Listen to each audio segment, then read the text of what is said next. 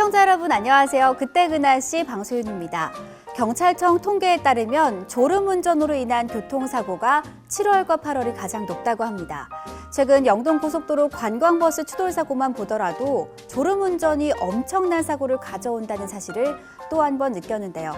그래서 정부는 다음 달 7일까지 하계휴가철 특별교통대책 기간으로 지정하고 주요 영업소와 휴게소 등에서 전좌석 안전띠 착용 및 졸음사고 예방을 위한 캠페인을 실시한다고 합니다.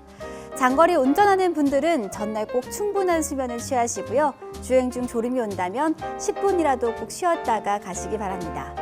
오늘은 1992년으로 가보겠습니다. 92년 7월 26일 날씨는 어땠을까요? 또 한 차례 장마전선 북상이라고 씌어 있습니다. 기사에서는 한 주의 날씨를 알려줬는데요. 자세히 살펴보겠습니다.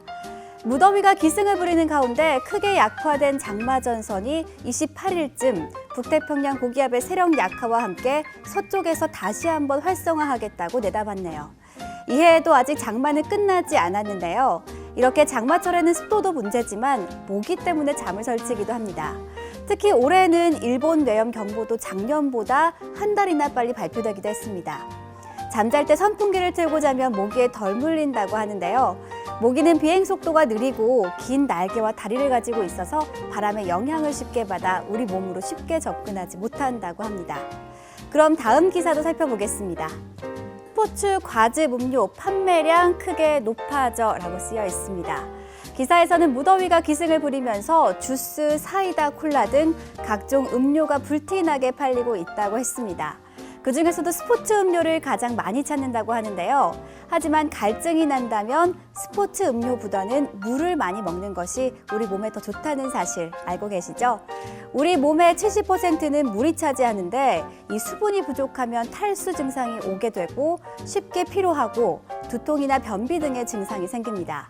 그래서 물은 꼭 먹어야 하는데요. 물은 우리 몸 안의 유해산소를 제거하고 미세먼지 등의 독소를 밖으로 배출하는 것을 도와주는 역할을 하고요. 노화 방지에도 큰 도움이 된다고 합니다.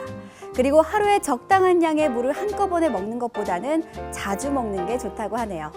그럼 다음 기사도 살펴보겠습니다. 지하철역 먼지 공해 심하다라고 쓰여 있습니다. 소제목을 보니까요. 기준치 1.6배, 동대문 운동장 오염도 최고라고 나와 있네요. 그럼 기사 내용을 자세히 살펴보겠습니다. 서울시에 따르면 지난 5월과 6월 지하철 1, 2, 3, 4, 5선 15개역을 대상으로 먼지와 아황산가스 등 10개 항목 오염도를 측정한 결과 먼지 오염도가 하루 평균 제곱미터당 481 마이크로그램으로 환경 기준치인 300 마이크로그램을 훨씬 넘어서고 있다고 합니다.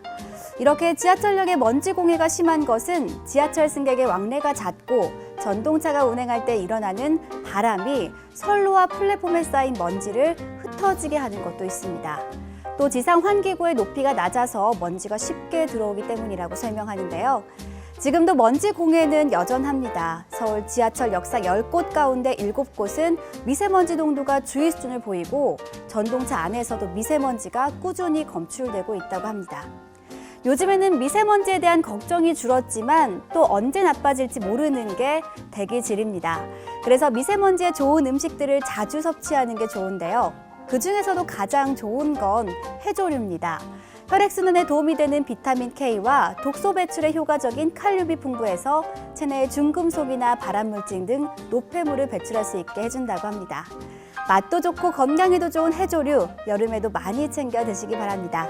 지금까지 그때 그 날씨 방소윤이었습니다.